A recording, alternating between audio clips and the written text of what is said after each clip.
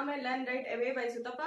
आज का जो वीडियो है हमारा क्लास 6 का जो ज्योग्राफी बुक का जो सीरीज चल रहा है उसी का ही 5th चैप्टर जो है आज हम डिस्कस करेंगे, ठीक है। और ये चैप्टर थोड़ा सा इंफॉर्मेटिव था एंड थोड़ा सा मतलब याद रखने लायक था एंड कुछ इंपोर्टेंट जो फैक्ट है इसमें है, इसीलिए मैं जो मतलब थोड़ा सा बड़ा चैप्टर भी है इसीलिए मैं इसको 2 पार्ट में डिवाइड करती हूँ। और इसीलिए डिवाइड की हुई हूँ क्योंकि देखिए एक इम्पोर्टेंट चीज अगर आप वन गो थ्रू में देखेंगे तो एक तो बोरिंग सा होने लगता है या फिर ऐसे भी हो सकता है कि आप याद रखने के लिए थोड़ा सा तकलीफ भी होता है एंड इतना इंटरेस्ट भी नहीं आता है। अगर आप उसको थोड़ा सा पार्ट पार्ट में करके अगर सुनेंगे तो एक ही बार में आपको याद जो है रह जाएगा, ठीक है। तो इसीलिए मैं इसको जो 2 पार्ट में डिवाइड कर दी हूँ एंड ये जो चैप्टर है बहुत ही ज्यादा इंपॉर्टेंट है बच्चों के लिए भी और जो कॉम्पिटिटिव्स दे रहे हैं उनके लिए भी, क्योंकि देखिए बच्चे जो है उनका काफी सारा शॉर्ट क्वेश्चंस जो है 1 मार्क एंड 2 मार्क वाले इसमें से बहुत सारे आ सकते हैं एंड जो कॉम्पिटिटिव दे रहे हैं उनके लिए भी इक्वली इंपॉर्टेंट है क्योंकि इनमें से बहुत सारे फैक्ट वाला क्वेश्चंस जो होते हैं फैक्ट ओरिएंटेड क्वेश्चंस इसमें से आ सकते हैं, ठीक है। क्योंकि ये हमारा वर्ल्ड ज्योग्राफी के अंदर थोड़ा सा जो लिंक अप करता है, ठीक है। इंट्रोडक्टरी फेज आप मान सकते हैं वर्ल्ड ज्योग्राफी की तरफ, तो उसके लिए एक बेस भी ये माना जाता है, इसीलिए थोड़ा सा ये इंपॉर्टेंट बन जाता है। तो इसको मैं 2 पार्ट में इसीलिए डिवाइड कर दी हूँ ताकि याद रखने में आसानी रहे, ठीक है। तो चलिए फटाफट स्टार्ट करते हैं आज का जो है टॉपिक। जनरली ये हमारा अर्थ का जो डोमेन्स है, डिफरेंट टाइप ऑफ डोमेन्स है, यानी कि डिफरेंट टाइप ऑफ पार्ट्स हैं या फिर जिसके ऊपर हम लोग डिपेंडेंट है उसके ऊपर लेके ये चैप्टर बना है। तो मेजर डोमेन्स जो हमारा अर्थ का है जो हम एक लिविंग बीइंग को चाहिए उसके ऊपर थोड़ा सा आज हम डिस्कस करेंगे क्यों हमारे अर्थ में जो है लाइफ पॉसिबल हो पाया है, ठीक है। तो उसके लिए हमें क्या चाहिए और कैसे कैसे ये डिस्ट्रीब्यूट हुआ है और किस तरह से हमें मतलब ये काम में आता है, ये सब जो है हम डिटेल में जानेंगे इस चैप्टर में, ठीक है। तो पहले जो आता है हमारा सरफेस ऑफ अर्थ, ठीक है। हमारा अर्थ का जो सरफेस है यानी कि ऊपरी एरिया जो है तो उस एरिया में हमारा क्या क्या पार्ट्स होता है। 3 पार्ट्स मेनली होता है, एक होता है लिथोस्फीयर, दूसरा होता है हाइड्रोस्फीयर एंड तीसरा होता है जो है एटमॉस्फेयर, ठीक है। तो लिथोस्फीयर मीन्स लिथोस मीन्स जो है हमारा लैंड एरिया, ठीक है। तो लिथोस्फीयर मीन्स हमारा जो भी लैंड एरिया कवर्ड है, आप ऐसे भी मान सकते हैं जो लैंड हमें दिख रहा है एंड जो लैंड हमें नहीं दिख रहा है। कौन सा लैंड हमें नहीं दिख रहा है? जो ओशन के अंदर जो है, ठीक है। बेसिकली हमारे ओशन बेसिन्स जो है वो भी हमारे लैंड मैसेस में ही आते हैं क्योंकि वो भी एक पक्का चट्टान जैसे एरिया होते हैं, ठीक है। तो उन सबको मिला के हमारा जो है लैंड मैसेस होते हैं, तो उनको सबको हम लोग क्या काउंट करते हैं? लिथोस्फीयर, ठीक है। तो लिथोस्फीयर में हमारा जो भी हार्ड सरफेस एरिया जो भी है उनको हम लोग सब लिथोस्फीयर में काउंट करते हैं, लिथोस्फीयर कैटेगरी में रखते हैं, ठीक है। फिर आता है हमारा हाइड्रोस्फीयर। हाइड्रो मीन्स वाटर, ठीक है। तो वाटर एंड वाटर रिलेटेड जो भी चीजें हमें दिखाई देती है जैसे कि वाटर बॉडीज हो गया, छोटा हो या बड़ा हो, ओशन हो या पॉन्ड हो या फिर जो भी है, सारे कुछ जो है हमारा हाइड्रोस्फीयर में आ जाते हैं, ठीक है। तो हाइड्रोस्फीयर मेनली किससे रिलेट होता है? हमारे वाटर बॉडीज के साथ, ठीक है। एंड एटमॉस्फेयर क्या होता है? जो गैसियस सरफेस हमें बहुत जरूरी होता है लेकिन हमें दिखाई नहीं पड़ता है, जैसे कि हमारा ऑक्सीजन, नाइट्रोजन, कार्बन डाइऑक्साइड, ये सब जो चीजें हैं ये सब हमारे गैसियस सरफेस में आते हैं, सब गैस ही है, ठीक है। लेकिन ये हमें दिखाई नहीं देता है पर हमारे बॉडी के लिए बहुत ज्यादा जरूरी है। सांस लिए बिना हम एक पल नहीं रह सकते, है ना। तो ये जो हम ऑक्सीजन पाते हैं यही एटमॉस्फेयर से हमें मिलता है। तो एक हो गया हमारा लैंड सरफेस जो कि हमारा पूरा टोटल जो है लैंड मैसेज को लेके बना हुआ है, और दूसरा है हमारा हाइड्रोस्फीयर यानी कि टोटल हमारा वाटर सरफेस को लेके बना हुआ है। तीसरा जो है हमारा एटमॉस्फेयर यानी कि जो भी हमें गैसियस रिक्वायरमेंट रहते हैं, हमारा गैसेस जो भी है या फिर एयर जो है उसको लेके बना हुआ है एटमॉस्फेयर, ठीक है। तीनों जो है एक लिविंग कंपोनेंट को चाहिए। एक लिविंग कंपोनेंट एग्जिस्ट कर रहा है मतलब उसको पानी चाहिए, उसको एयर यानी कि ऑक्सीजन चाहिए एंड उसको लैंड मास भी चाहिए, ठीक है। तो तीनों जहां पे कंबाइन होके रह रहे हैं और एक सुइटेबल कंडीशन में रह रहे हैं वहां पे ही हमारा लिविंग कंडीशन जो है पॉसिबल हो पाता है। एंड जहां पे ये तीनों सुइटेबल कंडीशन में बनाए हुए रहते हैं या फिर फिक्स होके रहते हैं वहां पे हमें जो लिविंग कंडीशन देखने को मिलता है हम उसको क्या बोलते हैं? बायोस्फीयर, ठीक है। Bio means nothing but the living things, ठीक है। तो जो लिविंग थिंग्स हमें बहुत छोटे से एरिया में इन तीनों की वजह से संभव मिल पाता है, इनको हम क्या बोलते हैं? बायोस्फीयर, ठीक है। तो मेनली 4 स्फीयर हमें दिख गए अभी, lithosphere, hydrosphere, atmosphere and biosphere. ठीक है, तो ये तीनों आपको पहले जो है फंडामेंटल्स याद रखना होगा, तीनों स्फीयर, फिर उसको कंबाइन करके हमें क्या मिलता है, बायोस्फीयर। ठीक है, चार जो है इंपॉर्टेंट थिंग है और बिट क्वेश्चन या फिर शॉर्ट क्वेश्चन में बहुत आते हैं बच्चों के लिए, काफी ज्यादा इंपॉर्टेंट है। ठीक है, तो फिर जैसे कि हमारा लिथोस्फीयर है, लिथोस्फीयर में हमारा जो है सबसे हाईएस्ट पॉइंट कौन सा है, सबको पता है, कभी ना कभी हम लोग कहीं ना कहीं सुने होंगे, जो है माउंट एवरेस्ट। ठीक है, तो माउंट एवरेस्ट जो है हमारा हाईएस्ट पीक है लैंड मैसेस में। हाइट कितना है, हाइट है 8848 मीटर्स। ठीक है, कभी कंफ्यूज मत हुई, फीट में नहीं आएगा, ये मीटर्स में ही आएगा। ठीक है, मीटर जो है फीट से बड़ा है। ठीक है, इतना याद रख लीजिए कि ये क्योंकि हमारा सबसे बड़ा पीक है तो इसका यूनिट जो भी है वो भी मतलब बड़ा ही है। तो फीट हमारा ऐसे जनरल हम लोग आजकल यूज करते हैं फीट, तो हमेशा हम लोग कंफ्यूज हो जाते हैं और एग्जाम में ऑप्शन में भी ऐसे ही कंफ्यूज हमें किया जाता है कि फीट है या फिर मीटर है या फिर सेंटीमीटर है या फिर स्क्वायर फीट है या फिर ऐसे कुछ करके वो लोग दे देते हैं। ठीक है, तो वहां पे बिल्कुल कंफ्यूज मत हुई, मीटर जो है मतलब आम हमारा जो भी जिंदगी में यूज होता है, जैसे कि लेंथ नापने के लिए मीटर एंड फीट बहुत कॉमनली यूज होता है, उसमें से मीटर जो है बड़ा है एंड फीट जो है छोटा है। ठीक है, तो फीट से ये ऊपर है, मीटर जो है बड़ा यूनिट है, तो इसको ऐसे ही याद रख लीजिए कि क्योंकि हम सबसे बड़ा जो हमारा पीक है उसको नाप रहे हैं तो कुछ बड़ा वाला यूनिट ही हमें चाहिए, लेकिन वो कॉमनली यूज होता हो तभी हमें याद रखने के लिए यूज मतलब इजी होगा, इसीलिए इसका हाइट जो है मीटर्स में मेजर किया गया था, वो है 8848 मीटर्स। ठीक है, फिर आता है डीपेस्ट पॉइंट।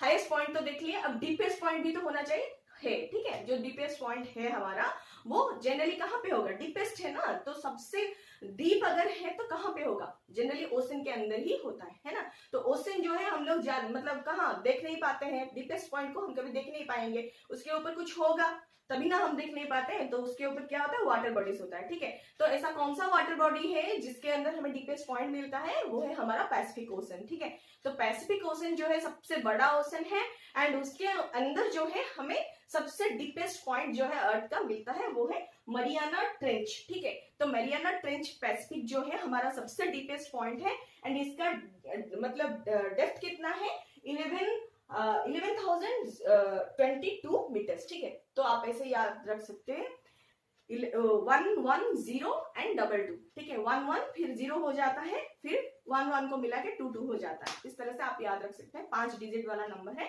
11,022 मीटर। ठीक है, ये है हमारा मरियाना ट्रेंच का डीपनेस। ठीक है, यानी कि डेप्थ। ठीक है, तो ये हो गया थोड़ा सा दो इंपोर्टेंट पॉइंट जो है लैंड मास के ऊपर, एंड अभी हम चर्चा करेंगे माउंट एवरेस्ट के ऊपर। तो माउंट एवरेस्ट जो है सबसे हाईएस्ट पॉइंट हम लोग जान तो चुके हैं, लेकिन क्या कभी कोई इसके ऊपर चढ़ा भी है, तो इसके ऊपर थोड़ा सा आज हम देखेंगे। तो अगर चढ़ा है तो कौन चढ़ा है, सबसे पहले कौन गया था, एंड उसके बाद हमारा इंडिया का कौन गया था, फिर हम देखेंगे मतलब जो हमारे महिला की कैटेगरी है वहां से कौन गया था। ठीक है, इस तरह से हम डिवाइड करते हुए चलेंगे और बहुत ही ज्यादा इंपॉर्टेंट है बच्चों के लिए, एग्जाम के लिए एंड कॉम्पिटेटिव जो दे रहे हैं उनके लिए भी काफी सारे सवाल आ चुके हैं एंड आते रहते हैं। ठीक है, तो पहला जो क्लाइंबर है माउंट एवरेस्ट के ऊपर जो चढ़ने वाला है वो है Edmund Hillary from New Zealand and Tenzing Norgay Sherpa. ठीक है, ये जो दो लोग हैं ये एट ए टाइम जो है माउंट एवरेस्ट को क्लाइंब किए थे, यानी कि चढ़े थे।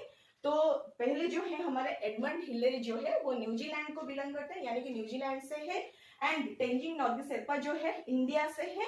दोनों किस दिन 29 मई 1953 को माउंट एवरेस्ट पर चढ़े थे। ठीक है, दोनों जो है मतलब मैन कैटेगरी में आते हैं। ठीक है, और ये दोनों 29 मई 1953 को माउंट एवरेस्ट को जो है क्लाइंब किए थे। ठीक है, तो ये दोनों पहले आदमी हैं जो कि माउंट एवरेस्ट को मतलब सबमिट किए थे। ठीक है, फिर जो आते हैं जुंको ताबे फ्रॉम जापान, जापान से ये लेडीज आते हैं जो कि जिनका नाम है जुंको ताबे। ये 16 मई 1975 को वुमेन कैटेगरी में सबसे पहले माउंट एवरेस्ट को फतेह करने वाला महिला होती है। ठीक है, तो ये जो है सबसे पहले माउंट एवरेस्ट को चढ़ने वाली महिला है। ठीक है, कौन है, जुंको ताबे फ्रॉम जापान। कौन सी डेट को, 16 मई 1975 को। ठीक है, फिर आते हैं इंडियंस। इंडिया से कौन गए हैं, इंडिया का जो मेन कैटेगरी तो हम लोग देख लिए, पहले क्लाइंबर में ही आते हैं, और जो दूसरे हैं वो है वुमेन कैटेगरी में आते हैं, वो कौन है, बछेंद्री पाल, वो भी इंडिया से ही है एंड महिला कैटेगरी में आते हैं उन्होंने 23 मई 1984 को जो है माउंट एवरेस्ट को क्लाइम किया था। ठीक है, तो ये जो तीनों है, तीनों बहुत ही ज्यादा इंपॉर्टेंट है। डेट एंड ईयर के साथ हमें याद रखना पड़ेगा, एंड नेम एंड उनका जो रेस्पेक्टिव कंट्रीज है उनको भी याद रखना पड़ेगा। ठीक है, बहुत ही इंपॉर्टेंट है और एग्जाम्स में काफी बार पूछे जा चुके हैं। ठीक है, फिर आता है कंटिनेंट्स। कंटिनेंट्स यानी कि जो महादेश है हमारा, जो लैंड मासेस है, हम लोग कुछ एरियाज में उनको डिवाइड कर दिए हैं और उनको जो है जनरली हम लोग कंटिनेंट्स बोले हैं। तो कंटिनेंट्स के हिसाब से हम लैंड मासेस को जानते हैं। ठीक है, तो कंटिनेंट में हमारा जनरली 7 कंटिनेंट आते हैं। क्या क्या है? पहला जो है हमारा एशिया, फिर आता है यूरोप, फिर Africa, north America, south America, Australia and Antarctica. ठीक है, तो इस तरह से हमारा 7 जो है कंटिनेंट होते हैं। उसमें से ये जो 7 नाम मैंने अभी बोली इनको याद रखना पड़ेगा, आप याद रख लीजिए। एंड बच्चों के लिए बहुत ही ज्यादा इंपॉर्टेंट है क्योंकि आपका जो short question and long question दोनों फ्रेम हो सकते हैं इस पार्ट से। ठीक है, तो पहले एक एक करके जान लेंगे कंटिनेंट्स के बारे में थोड़ा बहुत। पहला जो है हमारा एशिया, वो लैंड मासेस में सबसे बड़ा कंटिनेंट है हमारा, लार्जेस्ट कंटिनेंट है और हमारा लैंड मास का 1/3 एरिया जो है बस यही कंटिनेंट में ही पाया जाता है। ठीक है, और बाकी 2/3 जो है ये सारे में डिवाइड होकर रहा है, यानी कि 6 कंटिनेंट में 2/3 एरिया है एंड एशिया में जो है 1/3 एरिया कवर हो जाता है टोटल लैंड मास का। ठीक है, तो इस तरह से आप अभी मतलब इमेजिन कर पा रहे होंगे कि कितना बड़ा देश होगा ये, तो इसीलिए इसको लार्जेस्ट माना जाता है। ये टोटली जो है हमारा ईस्टर्न हेमिस्फीयर में रहा है। अभी मैं आपको लास्ट चैप्टर में या फिर बिफोर लास्ट चैप्टर बताई थी शायद कि जो हमारा अर्थ है उसको हम लोग इक्वेटर से अगर हम लोग देखेंगे तो northern hemisphere and southern hemisphere मिलता है। अगर हम बीच में हमारा जो ग्रीन बीच लंदन वाला मेरिडियन था उससे अगर हम देखेंगे पार्ट करके तो eastern hemisphere and western hemisphere में मिलता था। ठीक है, जो ईस्ट की तरफ जो पार्ट है ग्लोब का रह जाता है आधा होके, उसको हम लोग क्या बोलते हैं? Eastern hemisphere. एंड जो वेस्ट की तरफ जो आधा पार्ट हमें मिलता है ग्लोब का उसको हम लोग बोलते हैं वेस्टर्न हेमिस्फीयर। उसी हिसाब से नॉर्दर्न एंड सदर्न हेमिस्फीयर भी हमें मिलता है। ठीक है, तो ये थोड़ा सा याद रखना पड़ेगा, तभी जाके हमें लोकेशन जो है ऑटोमेटिकली याद रह जाएगा। अभी मैं आपको यही बताने वाली हूँ कि कौन सा कंटिनेंट किस हेमिस्फीयर में आता है। ठीक है, तो एशिया जो है हमारा ईस्टर्न हेमिस्फीयर में आता है, ईस्ट साइड में हमारा जो हेमिस्फीयर है, ग्लोब का जो आधा पोर्शन है ईस्ट साइड में, उसमें हमारा एशिया आता है। इसके थ्रू से ट्रॉपिक ऑफ कैंसर जो है हमारा लैटिट्यूड जो है पास होता है। ठीक है, कौन कौन सा लैटिट्यूड था अभी आप कमेंट करके बता दीजिए अगर आपको याद है तो। ठीक है, तो ट्रॉपिक ऑफ कैंसर जो है हमारा ईस्टर्न हेमिस्फीयर में कौन से देश में? एशिया में पास होता है। ठीक है, फिर एशिया जो है यूरोप से कौन से मतलब बैरियर से सेपरेट होता है, मतलब जो देश हम लोग सेपरेटली देख रहे हैं, महादेश को देख रहे हैं, उनका बाउंड्री तो होना चाहिए ना। तो बाउंड्री जो है जनरली किसी ना किसी चीज से सेपरेटेड होता है। तो किस चीज से सेपरेट हुआ है? एक जो है माउंटेन रेंज है, उससे ये जो एशिया एंड यूरोप जो 2 कंटिनेंट्स है वो सेपरेट हुए हैं। उसको हम लोग क्या बोलते हैं? यूरल माउंटेन बोलते हैं। तो यूरल माउंटेन जो है एशिया एंड यूरोप 2 मतलब कंटिनेंट को सेपरेट करता है।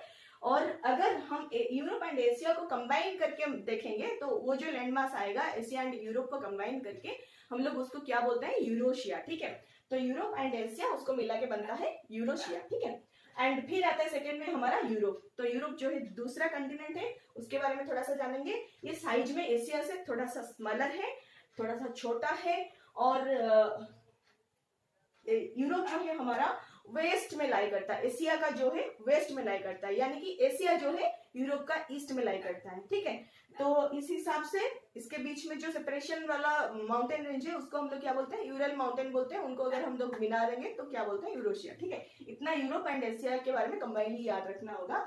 फिर आता है कौन सा जो हमारा लैटिट्यूड है वो कि मतलब यूरोप के थ्रू से जाता है, वो है आर्कटिक सर्कल। ठीक है, आर्कटिक सर्कल जो है हमारा यूरोप के थ्रू से जाता है। एंड ये जो यूरोप है जनरली 3 साइड में से वाटर बॉडीज से कवर्ड है। ठीक है, तीनों तरफ इसके 3 साइड में जो है वाटर बॉडीज है और एक साइड जो है एशिया है एंड वो सेपरेटेड किससे हुआ है? यूरल माउंटेन से सेपरेट हुआ है। इसको अच्छे से समझने के लिए आप ग्लोब इस्तेमाल कर सकते हैं या फिर एटलास देख सकते हैं या फिर बुक में भी आपका इमेज दिया हुआ है, उसको भी आप रिफर कर सकते हैं। ठीक है, फिर आता है अफ्रीका। अफ्रीका जो है second largest after Asia, Asia के बाद दूसरे नंबर पे आता है अफ्रीका। ठीक है, वो जनरली बहुत ही बड़ा कंटिनेंट है लेकिन मतलब हमारा जो फर्स्ट लार्जेस्ट है एशिया उससे थोड़ा सा कम है। तो अफ्रीका जो है इतना बड़ा है कि इसके अंदर जो है हमें लगभग तीनों मेन लैटिट्यूड्स जो है हमें देखने को मिलता है। ठीक है, एक ऐसा अकेला कंटिनेंट है जिसमें हम 3 लैटिट्यूड देख सकते हैं, जो है कि हमारा Tropic of Cancer, then 0 degree latitude यानी कि equator, then Tropic of Capricorn. ठीक है, ये जो 3 हमारा इंपोर्टेंट लैटिट्यूड्स हैं हमें कहाँ पे देखने को मिलता है, अफ्रीका में देखने को मिलता है। एंड इक्वेटर जो है हमारा 0 डिग्री लैटिट्यूड जो है वो एकदम बीचों बीच अफ्रीका से कट होके पास हो रहा है। ठीक है, एंड ये जनरली हमारा नॉर्दर्न हेमिस्फीयर में इसका लार्ज पार्ट जो है अफ्रीका कंटिनेंट का नॉर्दर्न हेमिस्फीयर में रह रहा है। एंड सहारा डेजर्ट जो सबसे बड़ा हम लोग डेजर्ट मानते हैं वर्ल्ड का, वो भी अफ्रीका में ही देखने को मिलता है।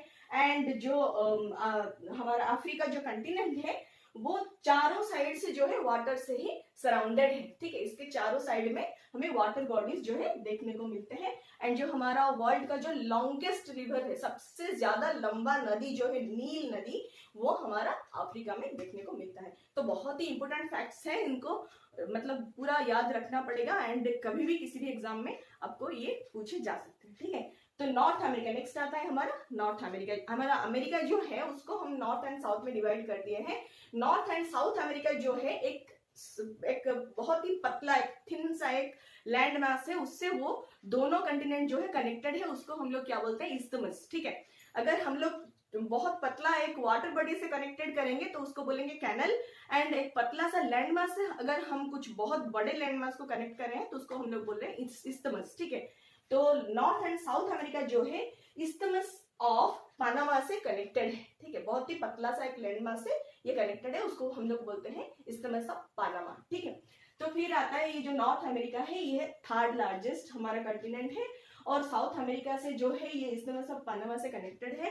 एंड ये जो लाई कर रहा है हमारा नॉर्थ वेस्ट हेमिस्फीयर में लाई कर रहा है, नॉर्थ एंड वेस्ट। ठीक है, नॉर्थ यानी कि ऊपर की तरफ जाके आप लेफ्ट की तरफ जाएंगे तो नॉर्थ वेस्ट हेमिस्फीयर जो है कॉर्नर में मिलेगा। अब अभी पढ़े थे ना cardinal points and intermediate points. ठीक है, तो cardinal points and intermediate direction जो हम लोग मैप वाला चैप्टर में पढ़े थे, उसमें हम लोग ये डिस्कस किए थे कि कौन सा डायरेक्शन क्या है। तो north south east and west जो है हमारे कार्डिनल पॉइंट्स है, and north west south east ये सब जो है हमारा इंटरमीडिएट डायरेक्शन है। तो ये एक इंटरमीडिएट डायरेक्शन आता है नॉर्थ वेस्ट हेमिस्फीयर, उसमें जो है हमारा नॉर्थ अमेरिका लाई करता है। ठीक है, फिर साउथ अमेरिका क्या है, साउथ अमेरिका जो है नॉर्थ अमेरिका से कनेक्टेड भी है और ये इसमें जो है हमें सबसे लार्जेस्ट माउंटेन रेंज जो है देखने को मिलता है, उसका नाम क्या है, उसका नाम है एंडिस। ठीक है, और ये पूरा जो हमारा साउथ अमेरिका है उसका नॉर्थ से लेके साउथ तक ये फैला हुआ है, इसीलिए ये लार्जेस्ट है। ठीक है, और हमारा साउथ अमेरिका जो है इसमें हमें लार्जेस्ट रिवर भी देखने को मिलता है, उसको हम लोग क्या बोलते हैं, बहुत सबको ही जानते हैं, उसको हम लोग बोलते हैं अमेजन रिवर। ठीक है, अमेजन जो है लार्जेस्ट है, लार्जेस्ट यानी कि बहुत बड़ा है, लेकिन लंबा नहीं है। लंबा कौन सा है, नील नदी। नील नदी कहाँ पे है, अफ्रीका में। ठीक है, ये कंफ्यूज मत हुई, लंबा जो है नील नदी है अफ्रीका में है, एंड बड़ा जो है अमेजन है, एंड ये साउथ अमेरिका में पाए जाते हैं। ठीक है, तो ये था साउथ अमेरिका के ऊपर। फिर आते हैं ऑस्ट्रेलिया। ऑस्ट्रेलिया जो है सबसे स्मॉलेस्ट कंटिनेंट है हमारा, एंड ये सदर्न हेमिस्फीयर में देखने को मिलता है, एंड इसका चारों तरफ जो है वाटर बॉडीज है। ये एक आइलैंड कंटिनेंट है, द्वीप की तरह है। ठीक है, ये एक आइलैंड कंटिनेंट है, अकेला ही एक आइलैंड कंटिनेंट है। ठीक है, फिर आता है एंटार्क्टिका। एंटार्क्टिका जो है सदर्न टोटली सदर्न हेमिस्फीयर में लाई करता है और टुवर्ड्स द पोल। ठीक है, साउथ पोल जो है सदर्न हेमिस्फीयर में कौन सा पोल आता है, साउथ पोल आता है। ठीक है, एकदम नीचे वाला पोर्शन जो है साउथ पोल, वो जो है साउथ पोल एंटार्क्टिका के सेंटर में आता है। ठीक है, यानी कि एंटार्क्टिका जो कंटिनेंट है साउथ पोल के सराउंडिंग में है, एंड ये कंप्लीटली मतलब थिक आइस से कवर्ड रहता है सालों साल। यहाँ पे कोई लिविंग बींग्स नहीं आपको दिखने के लिए मिलेंगे, और यहाँ पे क्या होता है, लिविंग कंपोनेंट नहीं है, मतलब कुछ तो होगा या फिर कुछ नहीं होगा, हो सकता है दोनों ऑप्शन। तो कुछ है, मतलब क्या हो रहा है वहां पे, रिसर्च हो रहा है। ठीक है, कौन सा रिसर्च हो रहा है, हमारा जो स्पेस में जो हम लोग सैटेलाइट छोड़ते हैं या फिर कुछ भी हम लोग उसके ऊपर रिसर्च कर रहे हैं, तो वो सब जो है वहां पे मतलब परीक्षण किए जाते हैं, ये हमारा रिसर्च सेंटर है। ठीक है, वहां पे सारे देश का कुछ ना कुछ रिसर्च सेंटर है, या फिर किसी के रिसर्च सेंटर से हेल्प करके भी दूसरे देश जो है जिनका खुद का इतना कैपेबिलिटी नहीं होता कि खुद का रिसर्च सेंटर बना पाए, तो दूसरों के रिसर्च सेंटर से भी वो अपना सैटेलाइट्स जो है एग्जामाइन करते हैं। ठीक है, रॉकेट सैटेलाइट्स वगैरह एग्जामाइन करते हैं। तो इस तरह से इंडिया का भी कुछ रिसर्च सेंटर वहां पे है, तो उनका नाम है मैत्री एंड दक्षिण गंगोत्री। ठीक है, इस तरह का 2 रिसर्च सेंटर जो है इंडिया का वहां पे है, अंटार्कटिका में है। आप चाहे तो फन के लिए ऐसे ही मतलब दूसरे देश का क्या रिसर्च सेंटर हो सकते हैं ये आप देख के हमें कमेंट सेक्शन में भी लिख सकते हैं, ताकि आपका भी नॉलेज बढ़ेगा एंड जो देखेंगे उनका भी नॉलेज बढ़ेगा। ठीक है, तो ये था हमारा पार्ट 1 एंड पार्ट 2 जो है नेक्स्ट वीडियो में आ जाएगा। एंड अगर आपको अच्छा लग रहा है तो please like share and subscribe कीजिए एंड अंत तक देखना मत भूलिए। बहुत सारे फैक्ट जो है कवर हो रहे हैं, आपको हमेशा यूजफुल आएगा, मतलब हमेशा काम में आएगा एंड याद रखने की कोशिश कीजिए। ठीक है, thank you so much and नमस्ते।